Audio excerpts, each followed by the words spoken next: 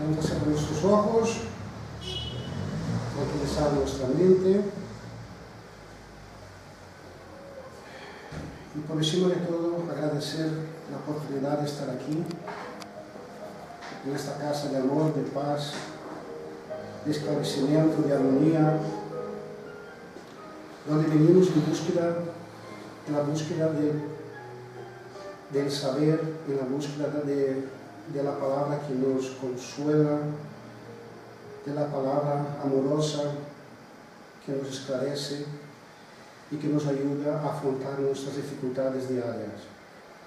Agradecemos a los hermanos espirituales, los guías de esta casa, que tanto trabajan para que todo funcione adecuadamente. Agradecemos también a la dirección física de la casa por habernos proporcionado esta oportunidad de compartir con todos este conocimiento y estas palabras que vamos a leer a seguir. Que así sea. Pues damos inicio entonces efectivamente a lo que es damos inicio entonces a lo que es nuestra presentación. Como sabéis, hemos impartido una película aquí hace más o menos un mes, más o menos, y también esta película está disponibilizada en el grupo del Centro Espírita. Caso no estéis en el grupo, podemos enviaros sin ningún problema. Más que explicar lo que es la película, porque también está bastante claro lo que ocurre dentro de una reunión espírita desde los bastidores, es decir, desde el plano espiritual, nos han llegado varias preguntas sobre esta película que hemos visto. Y René y yo hemos tratado de una cierta forma, apoyado siempre en lo que es la doctrina espírita y la literatura espírita, traer estas respuestas. Así que dentro de nuestras posibilidades empezaremos a intentar resolver, siempre trayendo la película y también apoyando dentro de lo que es la lectura espírita. Empecemos con una frase muy bonita que nos dice: hermanos, trabajemos conjuntamente y unamos nuestros esfuerzos a fin de que el Señor, cuando llegue, encuentre la obra concluida. Y esta es la idea que queremos traer aquí, trabajar en conjunto. Por eso hemos traído esta película en su momento y por eso traemos estas explicaciones que no son nuestras, son explicaciones que ya existen dentro de la doctrina espírita, dentro de la literatura espírita, y nosotros estamos aquí no trayendo lo que nosotros sabemos, sino lo que nos trae la doctrina. Tenemos dentro de esta explicación, de esta presentación, la introducción, las definiciones, expresiones, alguna que otra expresión que aparece en la película, la preparación antes de la reunión, los pases, los recursos naturales, agua fluidificada y oración final. Intentaremos llegar hasta el final. Si caso no sea posible, pensaremos en una forma de que esta presentación os llegue a vosotros o continuaremos en una otra ocasión si es posible. Cada vez que aparezca este dibujo, este diseño, significa que nosotros estamos dando una respuesta a una pregunta que nos han hecho. ¿Vale? Empezamos entonces. Perdón. Porque la edad no permite ver desde lejos.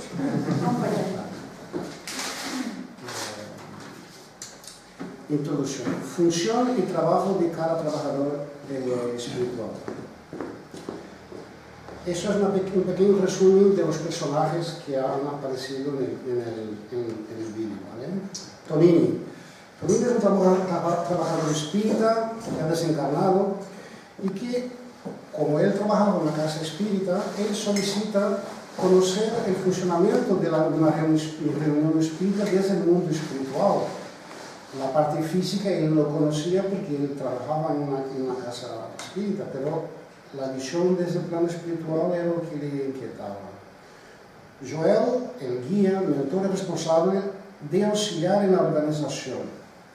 Marcos, responsable de enseñar la casa espírita a Tonini es el que hace la visita guiada y explicarles su funcionamiento desde el plano espiritual.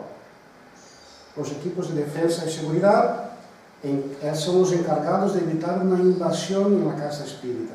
Algunos miembros se encuentran dentro de la casa con dispositivos preparados para adormecer a algún espíritu que se encuentre en un estado de agitación o desequilibrio. Entonces ellos utilizan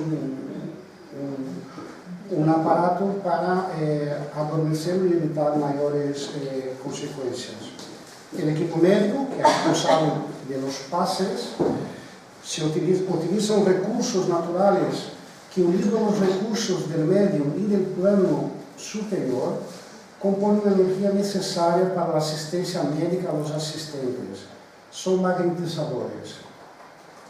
El equipo que llamamos de tecnología, pero eso es teníamos que poner algún nombre, pero utilizan varios dispositivos como comunicadores y pantallas para analizar y auxiliar a los asistentes del plano físico y espiritual.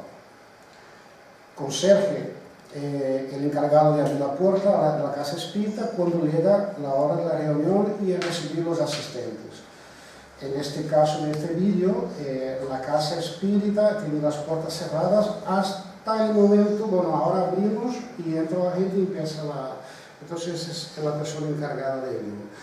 Y había un músico que era responsable de ejecutar una música suave, tranquila, armonizante, y que también en ocasiones se utilizaba para hacer una oración cantada antes de iniciar la reunión. Tutores, mentores del orador, pueden ser espíritus guía del orador, de la casa o cualquier otro espíritu bien intencionado y, por encima de todo, preparado para la tarea. Se conectan mentalmente con el orador para auxiliarle y facilitarle la fluidez de ideas. El equipo de educación espírita de la niñez se encarga del auxilio espiritual a los niños que acuden a la casa espírita, además de orientar a espíritus femeninos que han fracasado como madres en encarnaciones anteriores. Al ver a esos espíritus femeninos que están viendo cómo las trabajadoras de la casa están ayudando, están orientando y dando amor a los niños, estos espíritus que en encarnaciones anteriores han fracasado, pues tienen la oportunidad de ver cómo se hace y prepararse para una siguiente misión. Y otra vez hemos utilizado una denominación nuestra, equipo de espíritus externos, no sé si queda eso muy bien, pero cuando termina la reunión espírita, algunos espíritus de este equipo llevan a espíritus necesitados a colonias espirituales, mientras otros van a asistir a aquellas personas cuyo nombre han sido colocado en el libro de solicitud de oraciones. En toda la casa espírita, o menos es común que haya un libro donde uno solicita oración, vibraciones para algún conocido nuestro que se encuentra en desequilibrio. Entonces esos espíritus, cuando termina la reunión, van y acuden a esas personas que necesitadas de ayuda y empiezan a hacer sus trabajos de ayuda, así como llevar a los demás a colonias espirituales. Aquí en la casa espírita nosotros también tenemos ahí delante, en el mueble de delante tenemos una cajita con papeles para poner un sobre, para poner en vibración. Así que también tenemos ese servicio, pero en nuestro caso sería a través de tarjetitas. La idea es que también empecemos a nos familiarizar con lo que hay dentro de la casa espírita para que nosotros también podamos utilizar esos recursos a nuestro favor y por qué existen ciertas cosas dentro de la casa espírita. Bueno, hablando de la casa espírita, os traemos ahora que la primera casa espírita fue la Sociedad Parisina de Estudios Espíritas.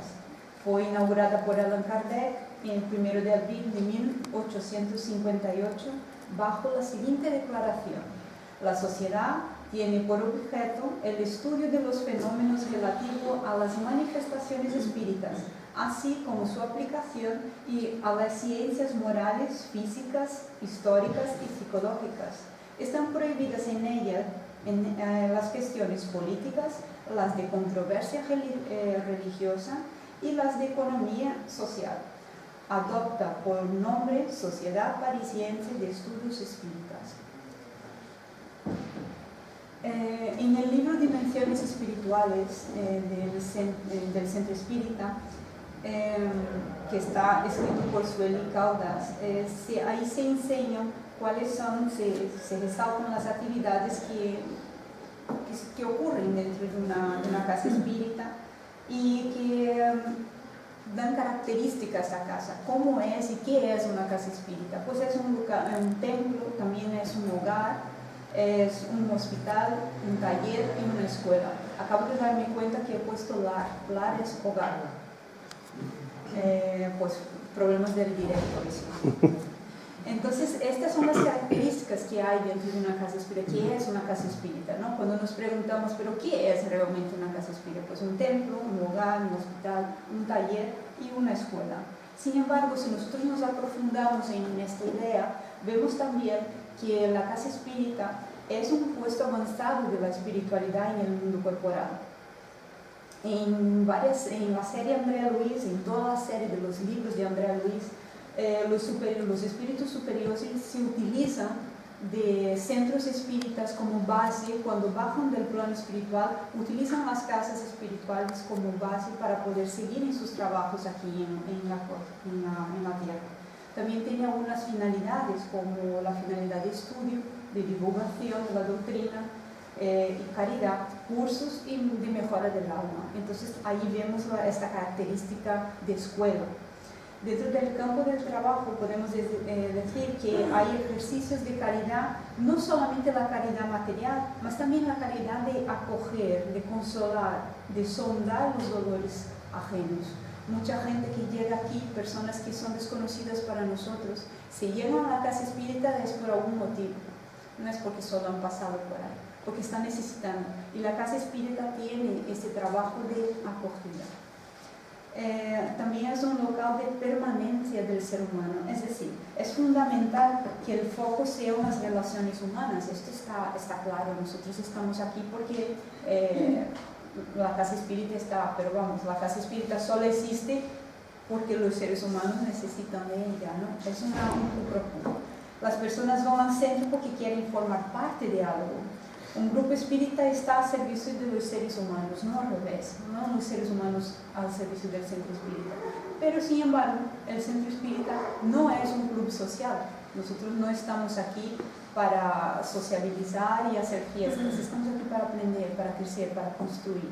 Y esto no soy yo que digo, esto está en la doctrina, esto está en la literatura espírita. Vuelvo a repetir, nosotros estamos trayendo información, no es nuestra opinión. También tenemos aquí, a ver, este estudio, sí. Bueno, hemos hablado un poquito, vamos a ver qué dice las definiciones así más extensas sobre lo que es la casa espírita. Los centros espíritas deben ser la cátedra del espíritu en la verdad, porque si no sirven al espíritu de luz, sufrirán la influencia de espíritus de las tinieblas. Y desgraciados aquellos espíritas que estuvieron bajo influencia, pues bien poco, podrán avanzar en su evolución. Se ven algunos centros espíritas caer en la práctica de graves aberraciones, por falta de buen sentido y por no adoptar medidas adecuadas a las circunstancias. Son dominados por influencias perversas, contrayendo tremendas responsabilidades en vez de progresar y perfeccionarse. Miguel Vives, Guía Práctica del Espiritismo. ¿Vale? José Amelque Alcaraz nos dice que el centro debe ser una luz en el camino para los espíritus encarnados y desencarnados. La tarea de dirigir un grupo es muy importante, exige muchas cualidades, mucho conocimiento y capacidad de discernir, y una fuerza moral irreprochable. Ningún grupo puede funcionar bien si no está sometido a una rígida disciplina. Aquí hacemos así una explicación de lo que nos dicen los compañeros, intentando explicar la responsabilidad que tenemos nosotros, los encarnados, para con la tarea de pertenecer a un grupo espírita, porque sabemos, y vamos a ver más adelante, ya hemos visto en el vídeo, la responsabilidad y la tarea que hacen los hermanos espirituales. Si ellos hacen su parte, si ellos tienen la conciencia de la misión, nosotros por nuestra parte debemos también hacer lo mismo, o al menos esforzarnos, y solamente podemos hacerlo a través del esclarecimiento y de lo que es, lo importante que es la casa espírita. Vale, mentores, guías, eso es una pregunta que nos han hecho sobre los mentores y guías. Un mentor en cada casa espírita, un mentor desencarnado. Cada centro espírita tiene sus protectores y guías espirituales que demuestran su autenticidad por los servicios que prestan, por las manifestaciones oportunas y cautelosas, y su dedicación a los principios kardecianos. La autoridad moral y cultural de los dirigentes y los espíritus protectores y guías del medium y trabajos deviene de la integración de estos a la orientación fijada por Allan Kardec. Una casa espírita, los mentores, estamos todos, digamos que en una simbiosis, y todos necesitamos tener el objetivo claro y trabajar unidos. Pues así son. Continuando con la respuesta a la misma pregunta dentro de los mentores, guías y responsables de la casa espírita, hemos visto en la película que Tonini, desencarnado, va a visitar su propia casa espírita. Joel, que es el espíritu mentor en esta película, también el responsable de la casa, tiene algunas funciones, así como todos los mentores y todos los guías de las casas tienen. Y la función es de cuidar en general, no solo la de Joel, es de función de cuidar, de velar por los principios de la doctrina espírita, orientar a los demás espíritus y dirigentes encarnados, así como planificar los trabajos de que cada casa va a desarrollar. Si nos damos cuenta, algunas casas espíritas están más volcadas al trabajo del estudio, como es el caso de Hogar Fraterno. Nosotros aquí nos dedicamos, entre comillas, al estudio. Hay casas espíritas, sin embargo, que están totalmente volcadas al sentido de como si fuera un hospital, atención al prójimo, al que llega. Hay casas espíritas que también reciben personas, pero que están volcadas a otro tipo de actividad, sean ellas cual fuera. Esta dirección es necesaria desde el plano espiritual para que nosotros podamos abarcar toda la sociedad y podamos dar todo el servicio necesario, ¿no? Entonces cada guía tiene su función. La elección del mentor de la casa. Muchos nos podemos preguntar, pero ¿cómo nosotros vamos a elegir el mentor? Nosotros no elegimos, son ellos que nos eligen. Es algo que viene ya de mucho tiempo. Cuando nos llega la idea, mira, voy a abrir una casa espírita, ¿qué te parece? No. Esto no fue ahora que surgió, no. Está siendo preparado ya de mucho tiempo. Las elecciones nunca son de aquí hacia allá, sino que hay un encuentro espiritual que empieza mucho antes de la construcción material, es decir, nuestra idea como construir una casa espírita. No somos nosotros los que os elegimos, somos elegidos por ellos. Una preparación que es mucho más extensa y mucho más grande, por así decir, lo que nosotros podemos imaginar. Para que tengáis una idea de forma ilustrativa, la fundación del Centro Espírita Luis Gonzaga en 1950, que es el centro espírita que fundó Chico Xavier, que está relatado, todo esto está relatado dentro del libro Reuniones Mediúnicas de Manuel Filomeno de Miranda.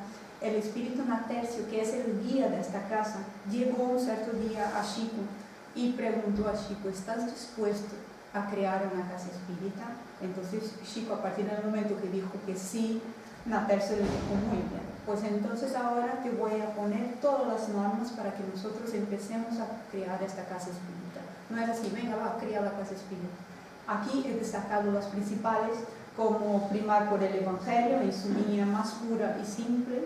Los deberes urgentes son el del alma, evangelizar, instruir y guiar, asistencia social, caridad, la caridad material y moral. Estas son las guías del Centro Luis Gonzaga, las más destacables.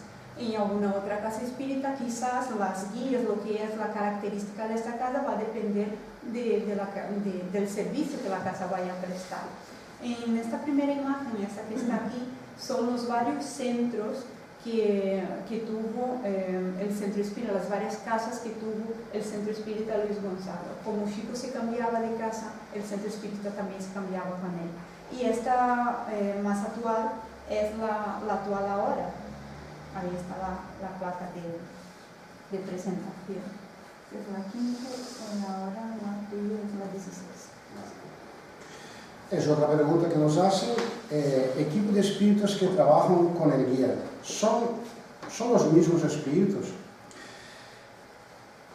La persona que dirige el grupo debe estar apoyada por los guías del centro, que desde el plano espiritual marcarán las normas a seguir en el plano terrestre. Acabamos de ver eso en la diapositiva anterior. Los demás integrantes del grupo son imprescindibles para la tarea espiritual a realizar. Sin la cooperación y participación de todos los integrantes del centro, junto con la participación del plano espiritual, sería irrealizable la luminosa labor de desempeñar en pro la evolución espiritual de la Tierra. Es decir, los espíritus se unen, planifican las tareas de la casa, la fundación de la casa, el funcionamiento de la casa, y es un equipo, y este equipo no es que sea inamovible, pero hay una misión que realizar. Es posible que en el decorrer del funcionamiento de la casa espírita, otros espíritus sean, digamos que, invitados o por necesidad a participar, pero el grupo espiritual es un grupo que ha asumido un compromiso con la tarea y es un grupo que trabaja unido siempre. Bueno, hasta aquí lo que son las características y las preguntas que estaban relacionadas con la casa espírita. Entraremos ahora en un nuevo punto, que serían algunas expresiones que han surgido ahí, como por ejemplo la expresión volitar. En el libro Los Mensajeros, Andrea Luis nos trae en el capítulo 15, que se llama El viaje, la palabra volitar, y ahí explica la diferencia de volar, que volar es alzar vuelo. Y volitar, según lo que explica Andrea Luis, es la capacidad de fluctuar, pairar en el aire y prender vuelo. Similar al colibrí y la libélula cuando están estáticos en el aire. Entonces es fluctuar y seguir adelante. Fluctuar y seguir. Y volar sería alzar vuelo. En cuanto a espíritus, es un fenómeno de proyección en el espacio sin utilizar ningún recurso en diferentes velocidades. Comprende tres factores esenciales: la densidad del cuerpo espiritual, el poder intelectual, conocer el proceso y tener en mente la mente adestrada para hacerlo, y la densidad del medio. Es decir, es bien verdad que cada uno de estos temas que estamos rescatando de las preguntas daría para una palestra, y estuvimos René y yo hablando.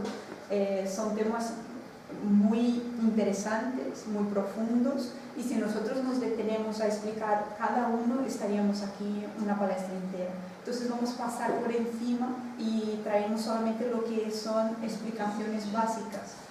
Pero la densidad del cuerpo, el poder intelectual y la densidad del medio, todo esto está relacionado al nivel de evolución de cada uno de los espíritus. Es otra pregunta también sobre la importancia de la disciplina. En los centros espíritas es un tema delicado. En sus sesiones y prácticas es imperioso, pero no debe sobreponerse a las exigencias del amor fraterno. La disciplina debe ser encarada con tolerancia. No se puede establecer y mantener una disciplina militar. El centro es un instrumento coordinador de las actividades espirituales. El Cubano Pírio nos dice que la disciplina del centro no puede ser la de los hombres, sino de los ángeles que sirven al Señor, abriendo en el cielo las alas simbólicas de la esperanza. Dejemos de lado la disciplina exigente y mantengamos en el centro la disciplina del amor y de la tolerancia. No lidiamos con soldados y guerreros, sino con enfermos del alma. Nuestra disciplina no debe ser exógena, impuesta de fuera por la violencia, sino del corazón, la del corazón. Por ejemplo, cuando hablamos de disciplina, ¿qué es disciplina? Es una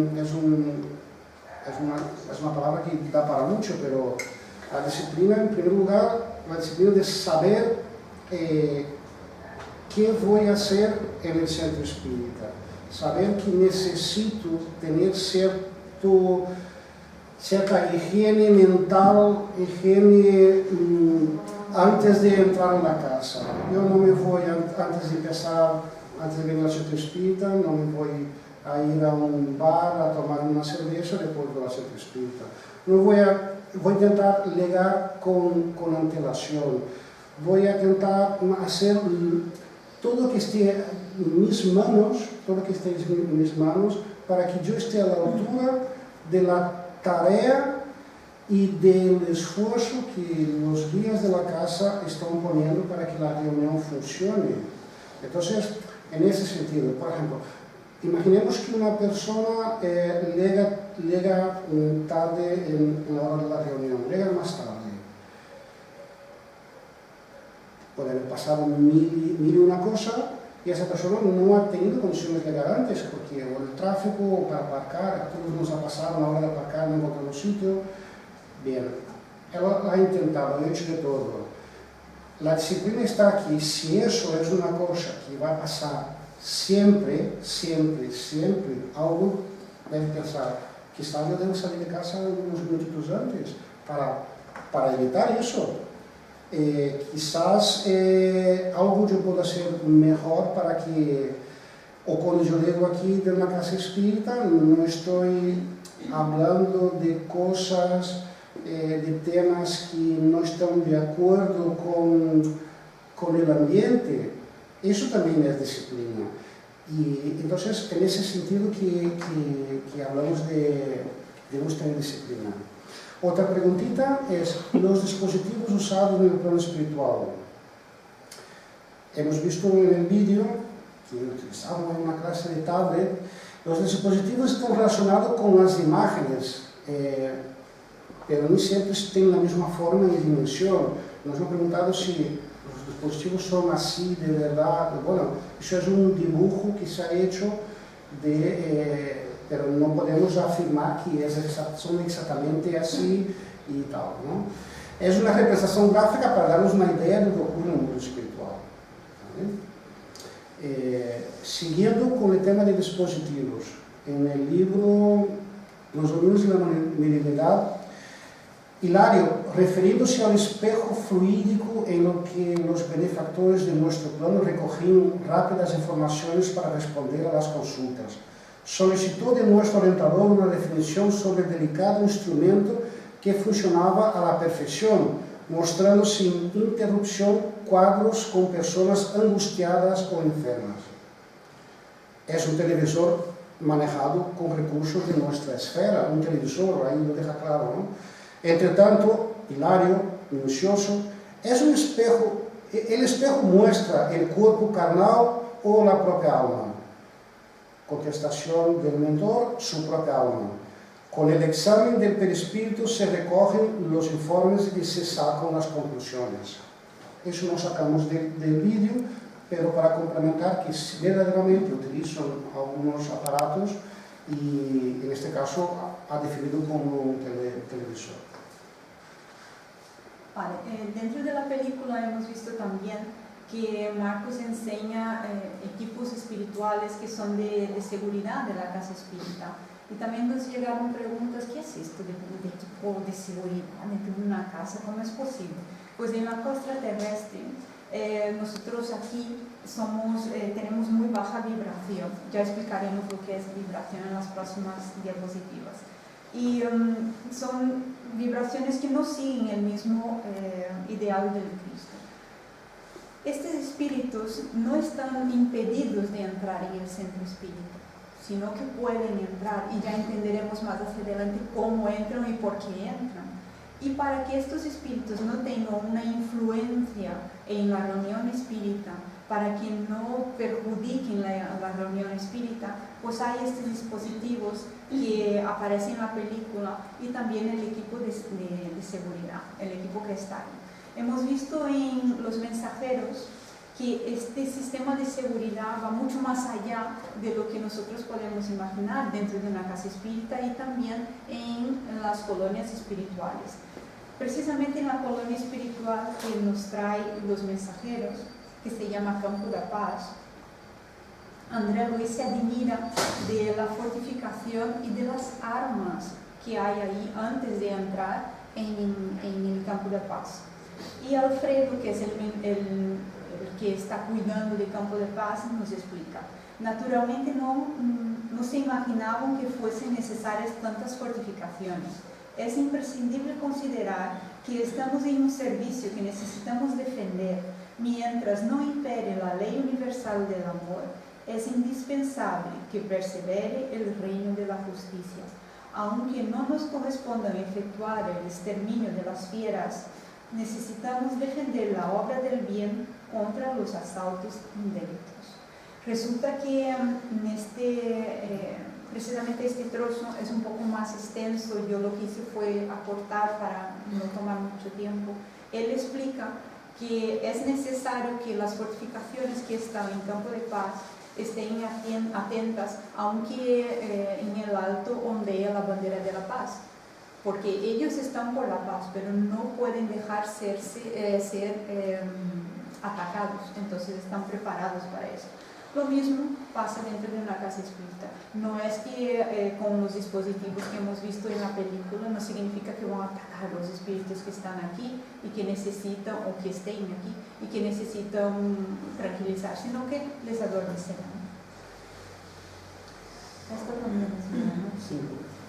Con referencia a la equipo de defensa, continuamos que la protección de la casa espírita a los encarnados que tienen un obsesor. Esta es una pregunta que nos llegó: ¿cómo funciona esto? La protección, ¿qué tipo de protección la casa espírita da a nosotros que estamos aquí encarnados? También hemos encontrado algo de respuestas dentro del libro Misioneros de la Luz, donde André Luiz, en el capítulo 10, que se llama Materialización, nos trae a través de la explicación de Alexandre, que es el mentor, explica la necesidad de rodear la casa donde van a realizar el trabajo con un cordón que tiene más de 20 metros de distancia. Resulta que en esta casa, en este capítulo, ellos están haciendo un trabajo muy concreto que es de materialización. Entonces, en los trabajos de materialización requiere un cuidado extra, pero ahí de este capítulo sacamos que también somos cuidados por ellos. Entonces, en este capítulo explica que dentro de un cordón de 20 metros hay protección para realización de este trabajo. Alerta sobre los peligros de la posible ausencia de preparación de los encarnados. Y aquí empezamos a entender que todo funciona a través de una vibración. Si nosotros tenemos una baja vibración, más para frente explicaremos qué es esto, damos paso, abrimos el canal para que influencias exteriores puedan entrar dentro de un centro espírita, aunque tengamos la protección de los hermanos espirituales. Aquí es indispensable el máximo cuidado, recordando que este trozo, este texto, habla de lo que es un trabajo que están realizando de materialización dentro de una casa espírita. Aquí es indispensable el máximo cuidado a fin de que los elementos mentales de origen inferior no afecten a la salud de los colaboradores encarnados. El peligro reside en la ausencia de preparación de nuestros amigos de la corteza terrenal, es decir, de nosotros, quienes la mayoría de las veces prescinden de elementares principios de elevación moral. Cuando ellos no cumplen con las debidas precauciones, Los hermanos que mantienen las fronteras vibratorias no pueden impedir la entrada de las entidades inferiores, absolutamente integradas con sus víctimas terrenas. Este es mi. La autorización de entrada en la casa espírita por los espíritus obsesores. Continuando con la pregunta, en el libro Ocurrió en la casa espírita, en el capítulo 5, que se dice Estimulando la vanidad, nosotros encontramos que el espíritu Julio César, que es un espíritu malhechor, explica a sus lacayos cómo entrarán en la casa espírita. Nosotros tenemos las respuestas para las preguntas que nosotros tenemos, está dentro de la literatura espírita. Basta que empecemos a buscar. Creo que esta era tuya, no es mía. Léenos el texto. Vale, es un texto largo, pero es muy esclarecedor, porque nos nos explica con todas las palabras cómo los espíritus inferiores pueden adentrar dentro de una casa espírita. Que la protección existe, pero es una protección que está limitada al libre albedrío de las personas que acuden a la casa espírita. Así más o menos por encima.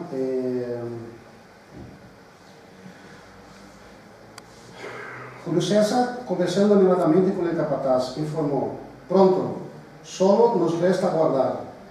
La semente fue lanzada y la tierra es muy buena. Buenaventura, de retorno al hogar, infernará a nuestra querida Marcia. É mais para baixo, perdonadme porque... Aqui, correto. ¿Cómo vamos a entrar?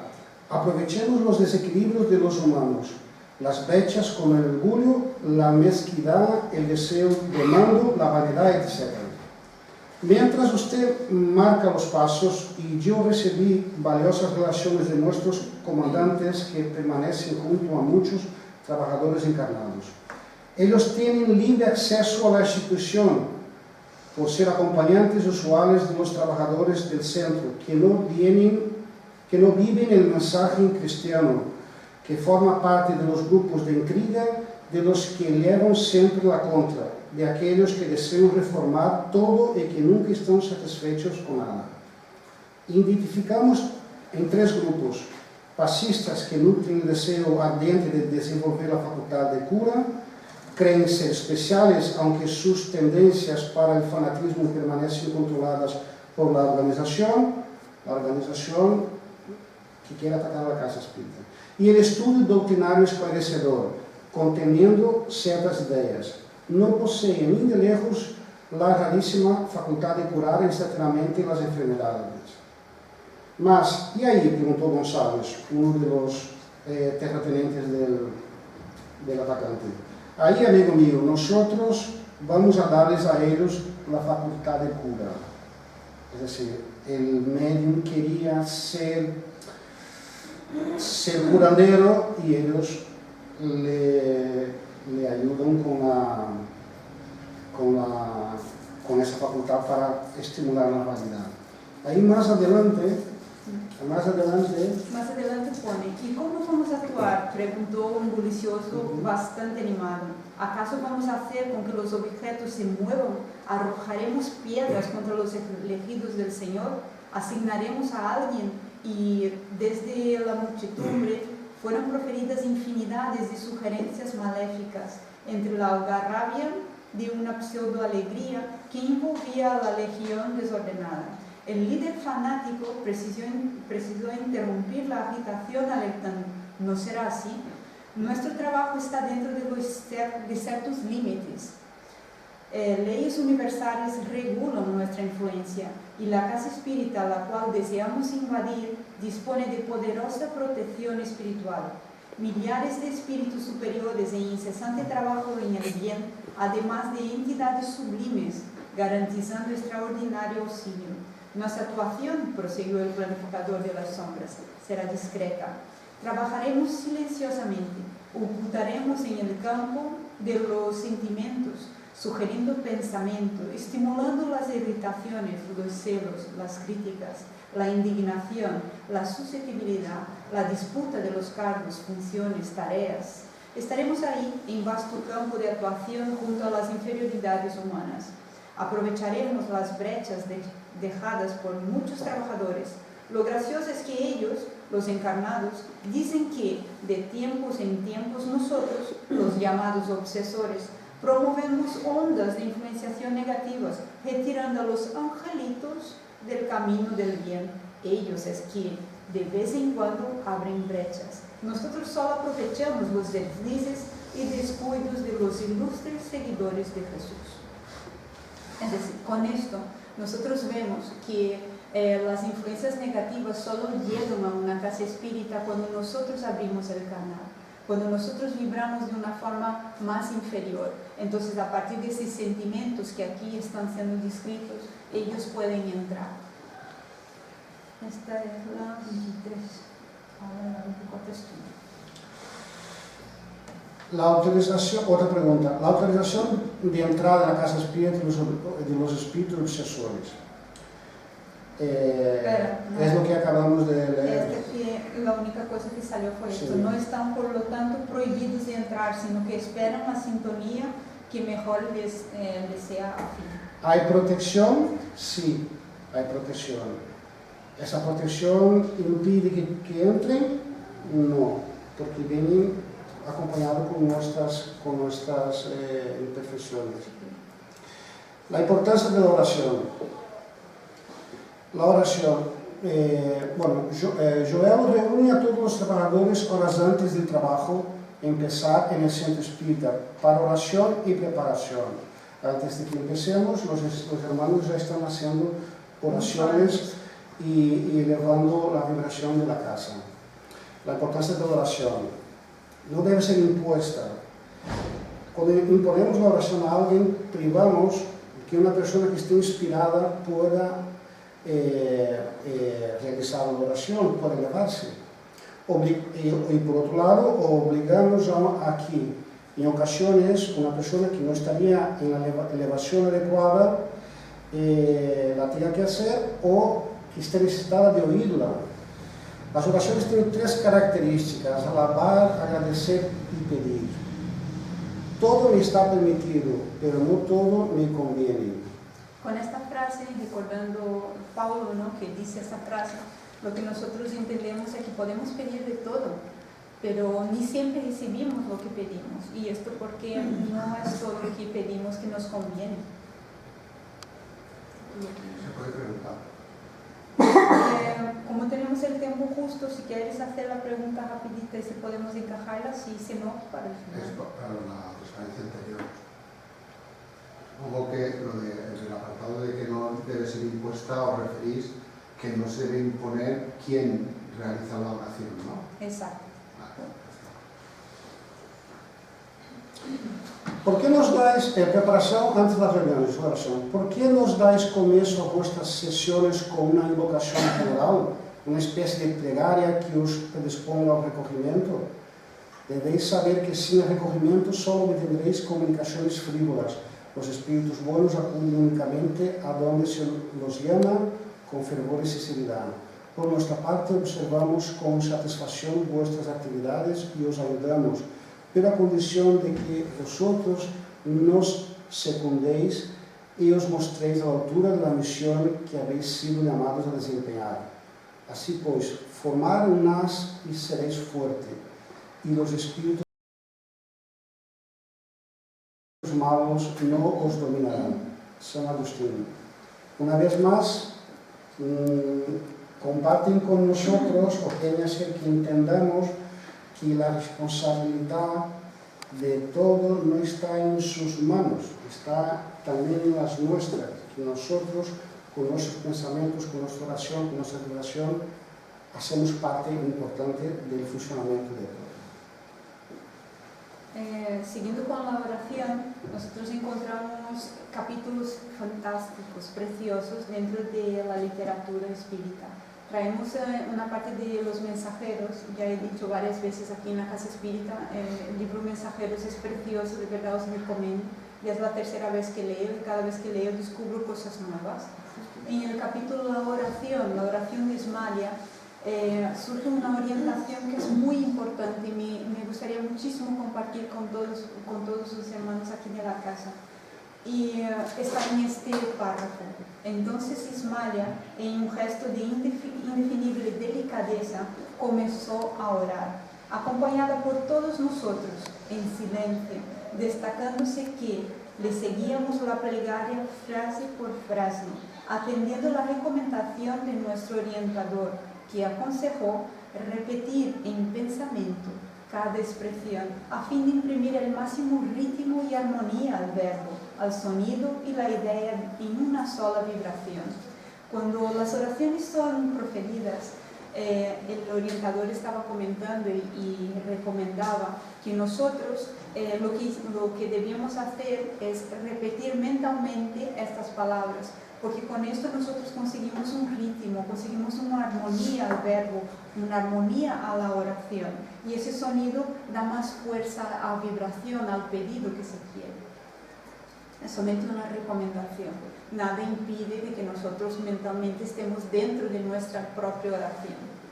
También en la literatura espírita vemos en nuestro hogar la oración colectiva. Y ahí en esta frase nos trae: esté tranquilo, todos los residentes de las instituciones de nuestro hogar estarán orando con el gobernador a través de la audición y visión a distancia. Lo oímos en corazón, invisible del cielo. Aquí una vez más, dentro de esta literatura de Andrea Luis, nos dice que nos trae la importancia de la oración colectiva, ¿no? Que todos nosotros estemos unidos en una sola vibración, con un solo propósito. ¿Por qué vibrar en el bien? Desde el inicio hemos hablado de vibración, pero ¿qué es esto? También nos llegó esta pregunta: ¿por qué nosotros tenemos que pensar bien? ¿Cuál es la relación entre la dolencia y la docilidad? ¿Por qué ocurre esto, no? ¿Por qué nosotros no podemos pensar mal de los demás? Pues ahí vemos en el Evangelio según el Espiritismo, en el capítulo 12, nos trae: amar vuestros enemigos. Y con esto Jesús nos presenta una nueva conducta, cambia el paradigma que nosotros teníamos antes de su llegada y nos invita a un ejercicio que todavía es difícil aquí en el plano terrestre, que es amar a nuestros enemigos. ¿Pero por qué eso? El espiritismo como ciencia nos explica. Sabemos que el espiritismo también es ciencia, y cuando se desea el mal a otra persona, lo primero que ocurre para que este mal pueda llegar a la otra persona es que este mal tiene que tomar cuenta de mí entera, de mi cuerpo, de mi mente, de mi espíritu. Una vez tomada de este mal entonces va en dirección al otro. Y cuando llega en el otro, se encuentra el canal abierto, funciona. Entonces, el primero que es el perjudicado en esta situación soy yo. Y solo el mal solo va a ocurrir al otro si el otro está vibrando de una forma negativa.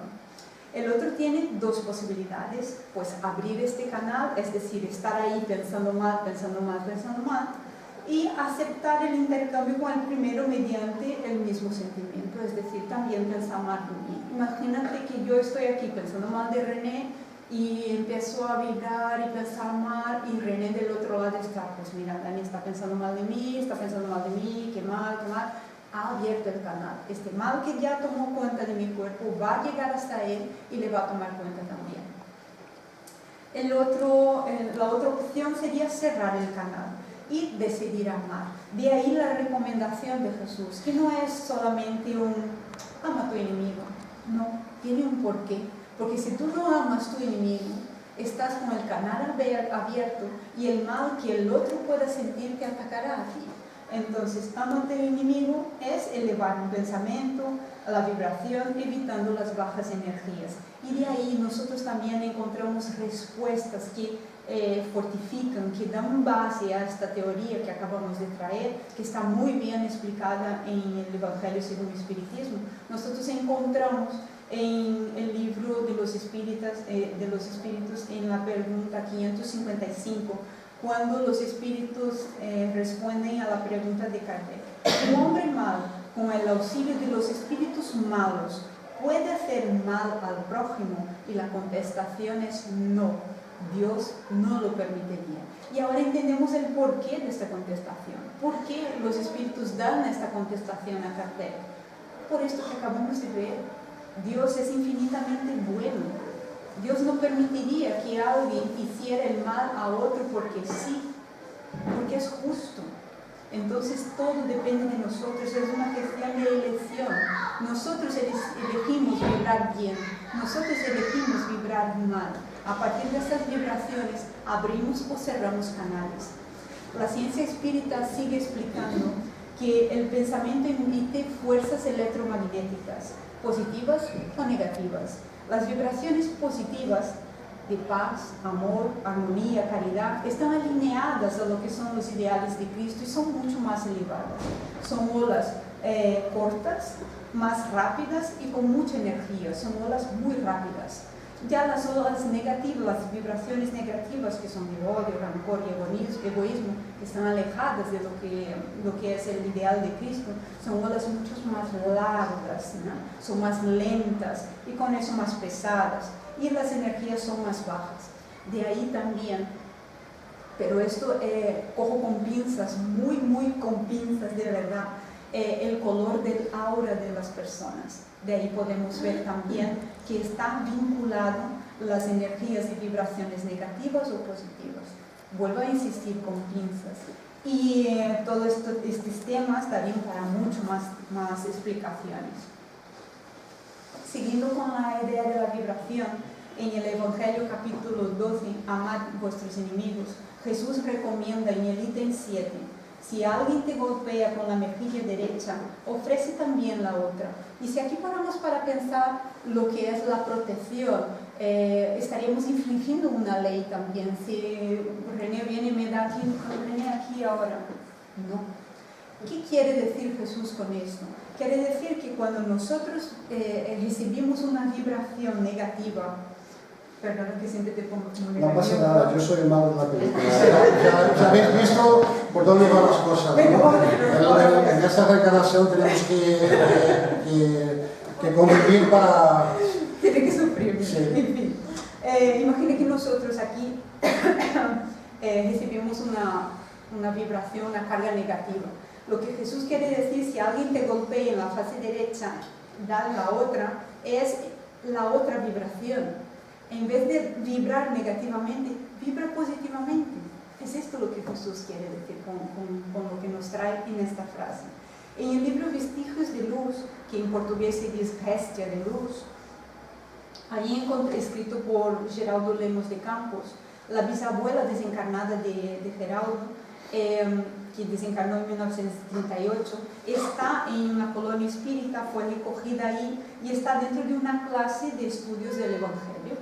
Y ella no entiende esta frase, ¿no? Y dice, ¿cómo es esto de dar la otra fase? No termino de entender. Entonces ahí el mentor, Monseñor Horta, que es uno de los poetas muy conocidos en Brasil, uno de los poetas que está también en Parnaso de Más Allá, escrito por Chico, explica justamente lo que os acabo de decir, que la persona que vibra en odio no puede vibrar en amor. Entonces cuando recibe una vibración mala, tiene que dar la otra, que es la buena. Entonces a partir de ahí sí que entiende. Este es lo último. Y seguimos con enfermedades y pensamientos. Respondiendo a lo anterior, ¿no? ¿Por qué vibrarnos en el bien para estar bien? En el Evangelio según el Espiritismo, el capítulo 9, bienaventurados los que son mansos y pacíficos. El ítem 9, la cólera. Si pensaras que la cólera no remedia nada, que perjudica su salud e incluso compromete su vida, reconocería que él mismo es la primera víctima de ella. Y ahí refuerza lo que estábamos comentando ahora, ¿no? Todo empieza con el pensamiento y está todo interconectados. Son los pensamientos, las emociones que generan enfermedades. Por día nosotros solemos tener más de 60.000 pensamientos diarios. Hay unos que piensan un poco más, otros que piensan un poco menos. En fin, las estructuras mentales generan acciones que generan acciones cumplidas o potenciales. Esta es una frase de Gardner, que es un científico que desarrolló la ley de las inteligencias. Las cogniciones o pensamientos crean estados emocionales. David Turner es un psicólogo, un psiquiatra de 1980. Entonces ahí vemos que las cogniciones es el modo como se interpretan las cosas. Y los pensamientos generan alegría, tristeza, enojo, son emociones. Y estas emociones provocan reacciones fisiológicas, por ejemplo, y ahí complementa, ¿no? Al emocionarnos nosotros liberamos sustancias químicas dentro de nuestro cuerpo, como endorfinas, adrenalina, dopamina, y como ejemplo traigo lo que es un vuelo de avión. Imagina que tu sueño es, yo qué sé, conocer Brasil. Y entonces coges un avión y te vas a Brasil. Pero por el camino, antes de llegar al avión, empiezas a pensar, ¡ay, qué bien, estoy feliz, voy a Brasil! Estás generando ahí endorfinas y tal, estás feliz, estás contento, vas a cumplir un sueño. Cuando llegas ahí en el aeropuerto, ves el tamaño, pedazo de avión, y dices, qué miedo, mira el avión, esto es muy grande, esto no va a levantar. Eso no, empiezas a generar adrenalina. Y esto va a tu cuerpo también. Todo esto son sustancias químicas que te van a traer sensaciones y situaciones en tu cuerpo que pueden generar procesos físicos, como por ejemplo una úlcera, un dolor de cabeza, cosas en ese sentido. Entonces los pensamientos generan emociones que generan enfermedades. Como hemos visto anteriormente, nosotros tenemos que vibrar de una forma positiva. Y ahora sí, ya me Órganos de choque. Otra pregunta. Nos han preguntado sobre lo mismo, sobre la relación entre el pensamiento y la enfermedad. Nuestro pensamiento es una fuerza electromagnética. Descarga en el organismo sustancias químicas positivas o negativas. Puede dejarnos más propensos a ataques de corazón, ictus, un cáncer, o hasta mismo un desencarne prematuro. En el libro Nuestro Hogar, capítulo 4, el médico espiritual André Luiz desencarna por oclusión intestinal, cólera e exasperaciones. Comenta esas dos, porque esto fue yo que incluí, perdón. El médico espiritual, ¿no? Nos preguntaron también qué es esto del médico espiritual y por qué este tipo de desencarnaciones prematuras, y por qué también son caracterizadas como suicidios involuntarios. Gracias. En Nuestro Hogar, André Luiz, cuando desencarna, es tido como suicida, y él se revela con esto. ¿Cómo voy a ser suicida si he sufrido un montón en el hospital? ¿Cómo es esto? ¿Cómo es esto?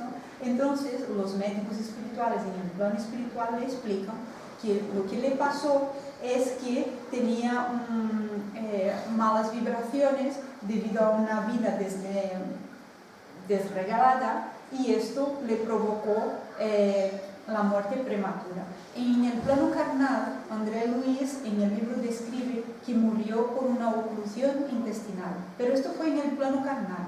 En el plano espiritual, la causa de su muerte, de su desencarne, fue un suicidio involuntario.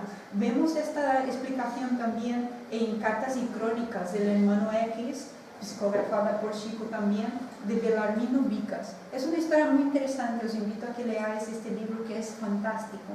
Belarmino Vicas desencarna con 58 años. Resulta que en su plano reencarnatorio, su desencarne estaba programado a los 80 años. Entonces estuvo 20 años dentro de la doctrina espírita y a partir de su entrada en la doctrina espírita le llegó la idea de hacer un listado de todo lo que le hacía disgusto, las veces que se disgustaba con algunas personas, ¿no? Y os voy a leer porque es interesante para que veáis que muchas veces nosotros no nos damos cuenta de los disgustos que tenemos y acaban siendo pesos, vibraciones negativas que acabamos cargando ahí dentro de nosotros. Y Belarmino, que tenía que desencarnar a los 80 años, desencarnó con 58.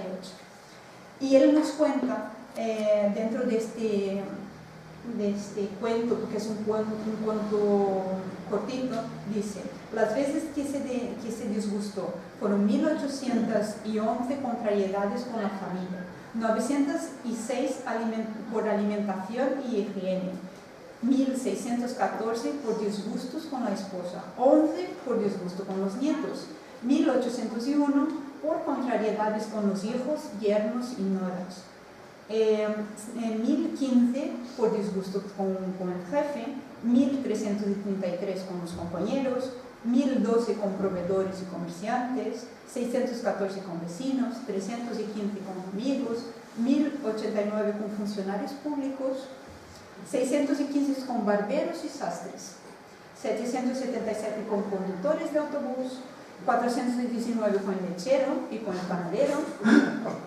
820 con el camarero, 211 con servicios telefónicos, 901 controversias en casas de diversiones, 815 por cuestiones religiosas, 217 por no comprender los hermanos de fe, es decir, los hermanos de la casa espírita, 901 por expectativas de acontecimientos desagradables que nunca sucedieron, en fin, un total de 16.386 exasperaciones inútiles, que lo que hicieron fue acortar su vida en 20 años.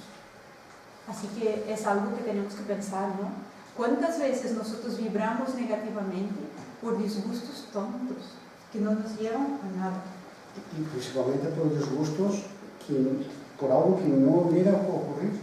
Eso es lo más impresionante. Sí,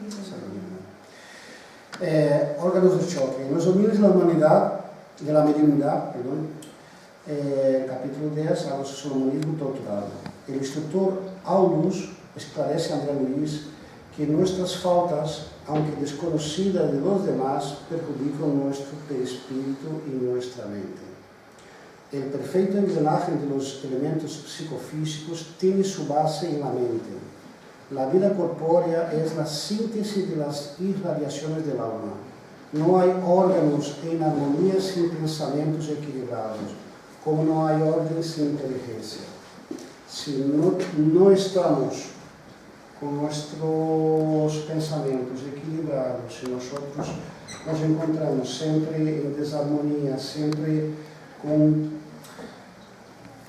preocupaciones, algunas aunque sean reales, motivadas, pero si damos demasiada importancia a estas cosas, inevitablemente nuestro cuerpo físico se verá afectado, y eso es importante.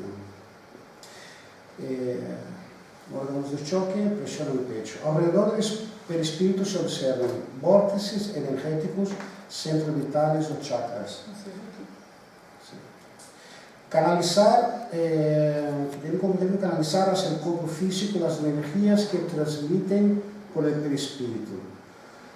También tiene forma de campana, con la boca encarada al plano espiritual, al mayor de la energía, el astral o espiritual, y difuminándose en dirección al plano de menor energía, el físico. El chakra cardíaco, entre el esternón y el corazón, es responsable del control de la emotividad superior y la elaboración de los sentimientos.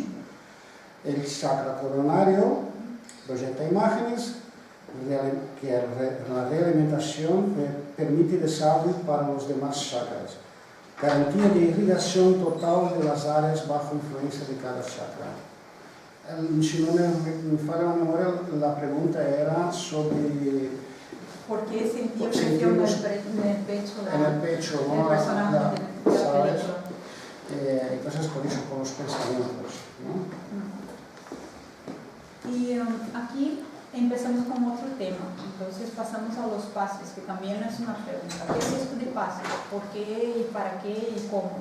Pues los pases, existen vestigios de pases ya de la práctica de los pases que son anteriores al siglo VII a.C.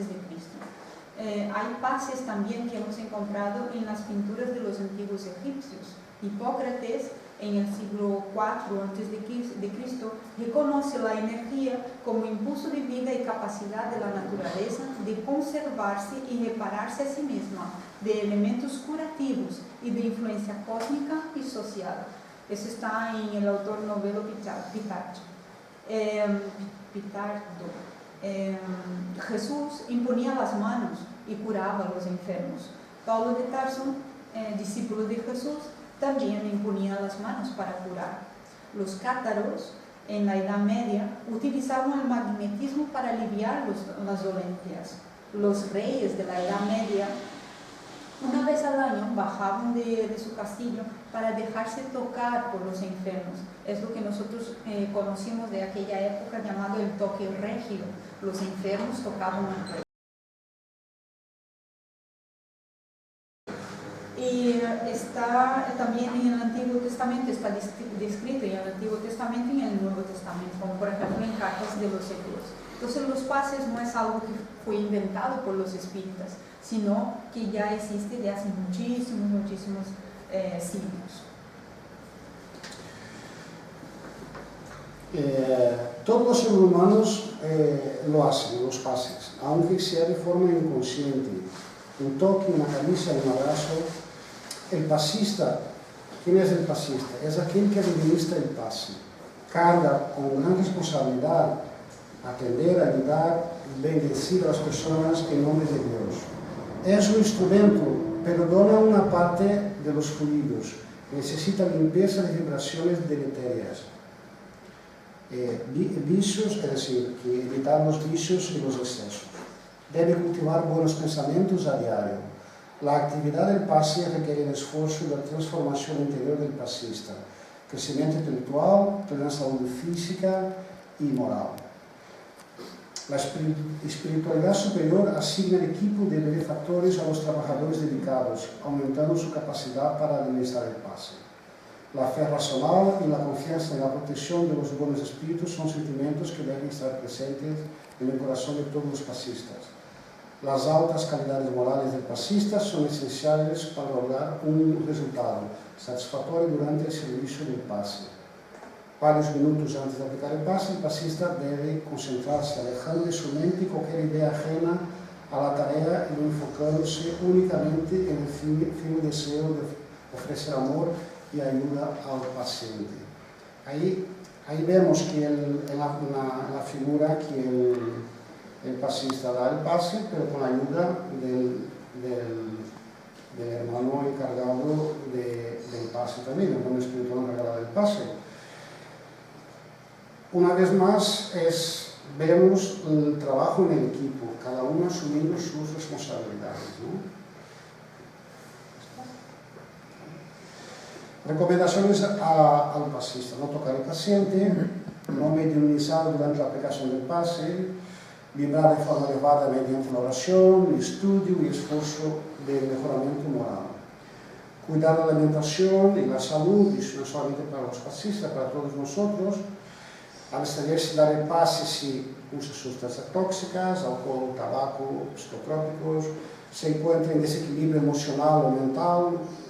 Una persona no está capacitada para dar un pase, se acaba teniendo una discusión con un familiar o con un amigo o algo por el estilo, ¿no? Está orgánicamente debilitado por enfermedad, edad o tratamiento médico.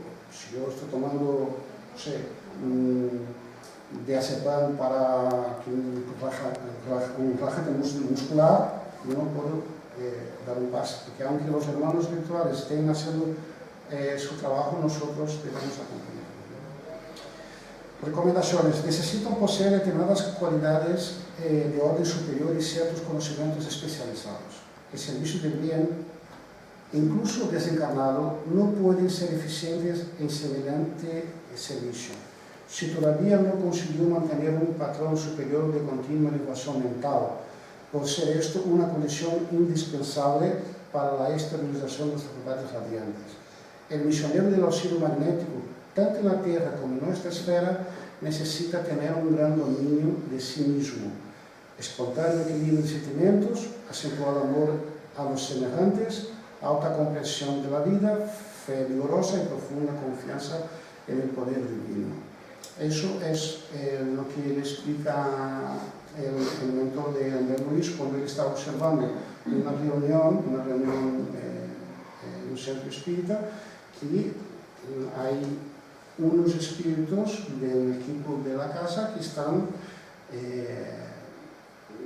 de blanco y están en una vibración muy elevada. Entonces, la explicación que le dan es que el pasista, tanto en el plano espiritual como en el plano material, él requiere una elevación muy alta, una preocupación, un cuidado con su estado, ¿no? Tanto físico como mental. Esta es otra pregunta, los recursos naturales, ¿qué son? ¿De dónde vienen? Recursos naturales son elementos recogidos de la naturaleza por los espíritus para elevar, apoyar y completar las vibraciones. En el libro Misioneros de la Luz, el instructor Alexandre explica: poco después constaté sorprendido el trabajo de varias entidades que llegaban del exterior, trayendo extenso material luminoso. Son recursos de la naturaleza, me informó el instructor solícito, que los operarios de nuestro plano recogen para el servicio. Se trata de elementos de las plantas y de las aguas, naturalmente invisibles a los ojos de los hombres, estructurados para reducir el número de vibraciones. Traen elementos de las plantas, de las cascas de los árboles, del agua, para ayudar en la cura, en los pases y en el magnetismo. Para elevar la vibración.